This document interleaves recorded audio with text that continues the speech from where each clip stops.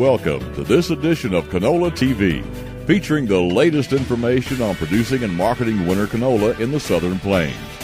Canola TV, a service of PCOM, Producers Cooperative Oil Mill.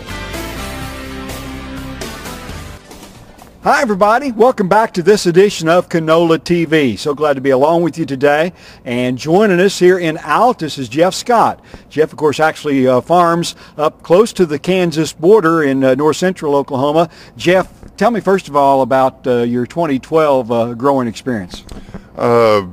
After last summer's drought, what can I say? Mother Nature treated us very well. We had great moisture in the fall and throughout the winter, and our crops came through just shining. So we had very good harvest, very good yields.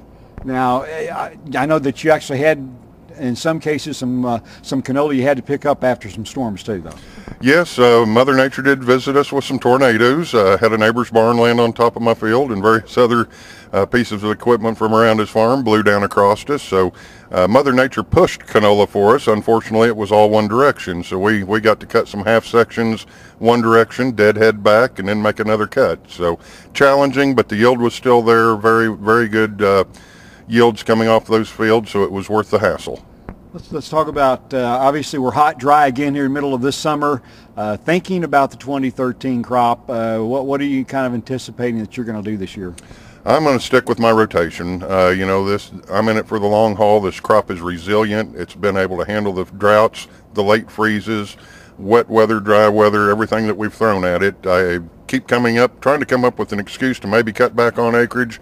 I can't find one. So we're going to go ahead and stay in our 50-50 rotation. We'll have 1,800 acres of canola out, and I hope we have a crop like we did this year. So you're going about 50-50 with wheat, right? Correct, yes. I'm 1 year wheat, 1 year canola, so we're in a 50-50 direct rotation now. Of course, if you're wanting to include a crop insurance policy, you do have to do that to qualify, right? Yes, you cannot grow canola back-to-back years, so you have to have at least 1 year of a different crop in between your canola crops. Obviously so dry right now, and that was very similar to that in fall of 2011 when we got ready to plant the 12 crop. A lot of cases guys had to dust it in this last year, didn't they? Yes, and that's something we normally don't like to do, but it was very successful.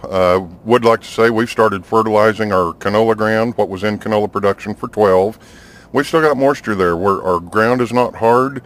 We're getting our applicator in the ground. We've got moisture that creates such a healthy tilth and moisture reserves in the soil with that deep taproot planted crop.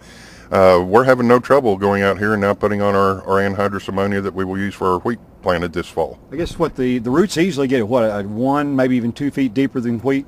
Yes, I have actually dug pits and found roots 4 to 5 foot deep. So it really opens up the soil, helps with the air and water infiltration exchange through your soil, and just helps it percolate and take on the rains that we get, so that when we do get moisture, we can conserve that and put it into our soil bank instead of having it run off in the ditch. Very good.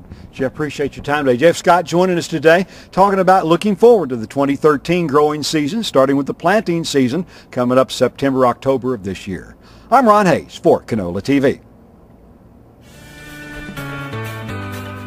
Canola TV, a service of PCOM and produced by OklahomaFarmReport.com.